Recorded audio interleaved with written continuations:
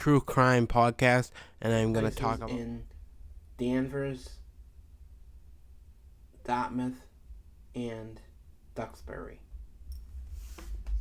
Family Cemetery, located at 25 to 55 Clinton Avenue, Danvers, Massachusetts. Established during the 1840s as a private family burial ground, the Endicott Family Cemetery in Danvers is said to be haunted by three members of the Endicott family, a woman named Margaret and her two sons, Jeremy and Alex. Paranormal investigators at the old cemetery report witnessing the three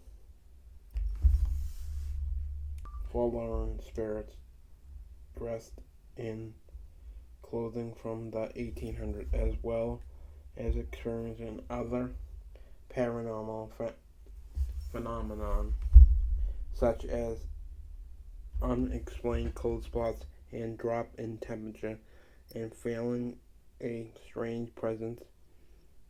Over the years, the Endicott Family Cemetery was abandoned and fell into a state of disrepair.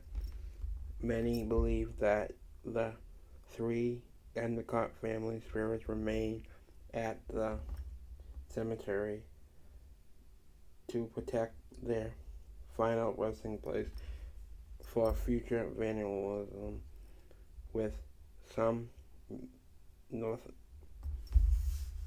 noting that the headstones of Margaret, Jeremy, and Alex are same of the only burial sites that haven't been vandalized, sometimes as referred to as Endicott Burial Ground or Endicott Cemetery. Danvers State Mental Hospital, 1101 Kirkbride Drive in Danvers, Massachusetts. Constructed in 1878 as the State Lunatic Hospital at Danvers. The Danvers State Hospital was added to the National Registry of Historic Places in 1984 and was permanently shut down in 1992. The hospital and series of underground tunnels are said to have inspired works such as H.P. Lovecraft novel Arkham Sanitarium and Batman's Arkham Asylum. Also, most of the old buildings at Danvers State Hospital were demolished in 2007. The administrative building and cemetery remain. The remainder of the 17.7-acre campus was redesigned as the Bradley Danvers Apartments, which are rumored to be haunted. Urban explorers who have entered the old administrative building and residents of the Bradley Danvers Apartments report witnessing the spirits of former mental patients who were abused and neglected by caretakers. and subject to inhumane medical procedures such as electrical shock therapy and lobotomies. In its last year, Danvers State Hospital began to administer criminal insane patients and became heavily overcrowded, which helped to further the atmosphere of abuse, neglect, and violence. Locals also report witnessing historic orbs and flashing lights coming from the abandoned administrative building late at night, and residents also report hearing the sounds of disembodied voices screaming and moaning. Others often report feeling a presence as if being watched by an unseen entity, sometimes also referred as the Old Danvers State Hospital or the Old Danvers State Mental Hospital. Institute Library, Danvers Public Library, located at 15 Sylvan Street, Danvers, Massachusetts. The Peabody Institute Library was constructed in 1891 and has served as the Danvers Town Library ever since. It was added to the National Registry of Historic Places in 1997 and is said by many to be haunted by the spirit of an elderly man. Guests on the library's third floor often report witnessing the man's apparition, as well as feeling a strange presence as if being watched by an unseen entity. Others have even reported being shushed by a disembodied voice, although many patrons at the Peabody Institute Library have reported encountering the old man's spirit over the years, has identified, and the reason for his presence remains unknown. Lincoln Park Amusement Park,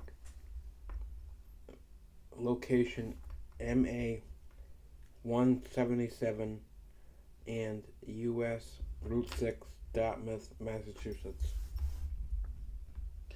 Lincoln Park Amusement Park in Dartmouth, Massachusetts was constructed in 1894 as Midway Park, which remained open for nearly a century and was permanently closed in December of 1987 after a series of safety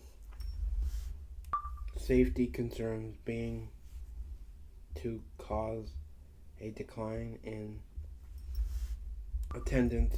On August 17th, 1986, a 27-year-old electrician worker named Michael Lynch was killed after falling from a roller coaster called the Comet. The following year, on September 29, 1987, the brakes lines on the Comet failed and caused injuries to several passengers. The Comet was immediately shut down, and the crashed passenger cars remained in that exact position until Lincoln Park was demolished in July of 2012. Urban explorers and paranormal investigators who visit the site of the former amusement park report witnessing the spirit of a man believed to be Michael Lynch, as well as the spirit of a former security guard named Raymond Santos, who was shot and killed in March of 1982 by a intruder armed with a stolen shotgun. Others report hearing the disembodied sounds of laughing and carnival music playing, as well as smelling the scent of carnival food wafting on the breeze. Allegedly, most of former 40 acres lot has been sold and converted into apartment buildings. Some spots remain vacant, and many also believe the Sun Tavern restaurant and fine dining. The Sun Tavern, located at 500 Congress Street, Duxbury, Massachusetts. The Sun Tavern in Duxbury, Massachusetts was built in 1741 as a private residence. It is said to be haunted by the spirit of a man named Lysander Walker, who's committed suicide on October 3rd, 1928, after a life of solitude within the old building. Many also believe that the location is said to be two young girls who died of scarlet fever in 1745. During the early 1930s, the house was purchased and turned into a restaurant, which became the Sun Tavern in 1987. Employees working at the tavern over the years have reported encountering orbs and apparitions, as well as hearing disembodied voices, feeling sudden cold spots, and feeling the presence of an unseen entity. Same employee ever report hearing the disembodied sounds of a young girl voice calling their name.